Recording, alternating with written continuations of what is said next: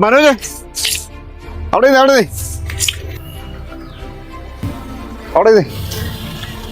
എത്ര ദിവസമായി കണ്ടിട്ട്?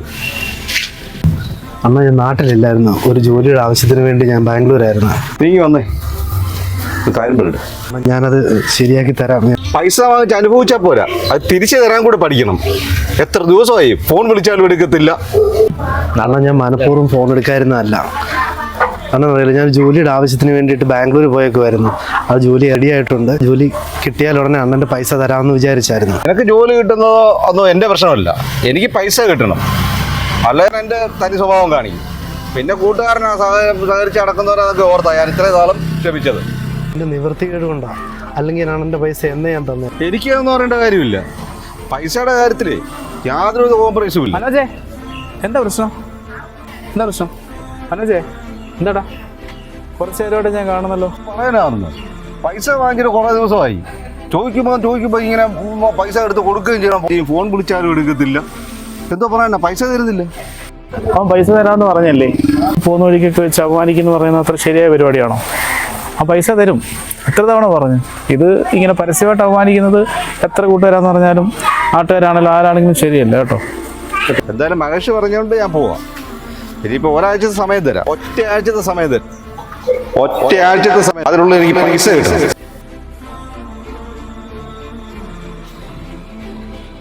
സാരമില്ലടാ, ഇതൊക്കെ ഇങ്ങനാ. നീ വിഷമിക്കൊന്നും വേണ്ട. പോയിട്ടെ എൻ്റെ കൂട്ടുകാരൊക്കെ ഉണ്ട്, അവരോടൊക്കെ സംസാരിക്കും, എല്ലാം മാറും. ഈ സാമ്പത്തിക ബാധ്യതയൊക്കെ എല്ലാവർക്കും ഉള്ളതാണ്.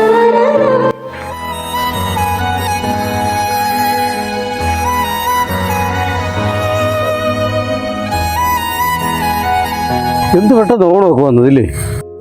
ഇപ്രാവശ്യം അങ്ങനെ ഓണപ്പഴി നടത്തണ്ടേ? മനോജ് കൊണ്ട് വരുന്നുണ്ടോ ഇന്റർവ്യൂ കഴിഞ്ഞിട്ട്?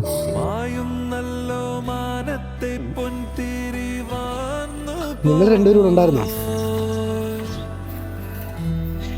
ആ മഹേഷ് ചേട്ടന് വരുന്ന വഴിക്ക് കാശ് ചോദിച്ച് ഇതുപോയി ഇന്റർവ്യൂവിന് പോയിട്ടൊക്കെ എന്തോയി? കുഴപ്പമില്ലായിരുന്നു. ഞാൻ പ്രതീക്ഷിച്ചതിനേക്കാളും നന്നായിട്ട് പോയി. ശമ്പളം എത്രയാ? വീട്ടുകാരൊക്കെ എന്ത് പറയുന്നു? ശമ്പളം അല്ലടാ, എനിക്ക് എങ്ങനെയെങ്കിലും ആ ജോലി ഒന്ന് കിട്ടിയാൽ മതി. ആ മഹേഷ് ചേട്ടൻ്റെ പൈസ, അതാ ഇപ്പം എൻ്റെ ലൈഫിൽ ഏറ്റവും വലിയൊരു പ്രശ്നമായിട്ടിരിക്കുന്നത്. പുള്ളിക്കാരൻ ഇപ്പോൾ ഒരുപാട് തവണ എൻ്റെ അടുത്ത് പൈസ ചോദിച്ചു.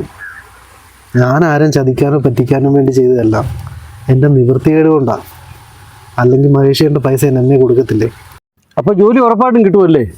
അത് കിട്ടും, അത് ഉറപ്പായിട്ടും കിട്ടും. എടാ ഒരു മിനിറ്റ്, ആൻ്റണി ചേട്ടൻ വിളിക്കുന്നു. ഹലോ, പറയേട്ടാ. എന്താ ചേട്ടാ?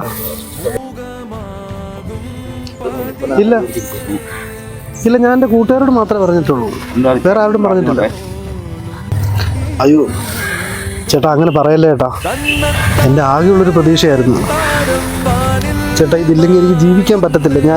ഞാൻ ശരിക്കും ഇത് പ്രതീക്ഷിച്ചാണ് നിന്നത് ചേട്ടാ. അങ്ങനെ പറയല്ലേ.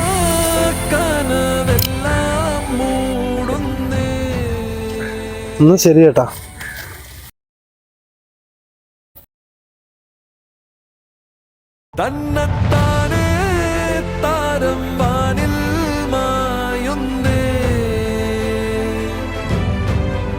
മണ്ണിൽ തീരാ കനവെല്ലാം മൂടുന്നേ.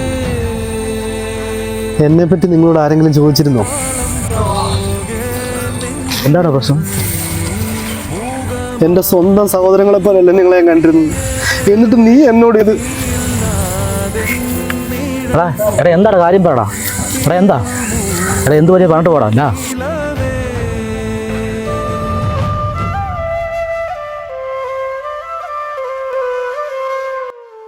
അവൻ്റെ ഒരു ജോലി.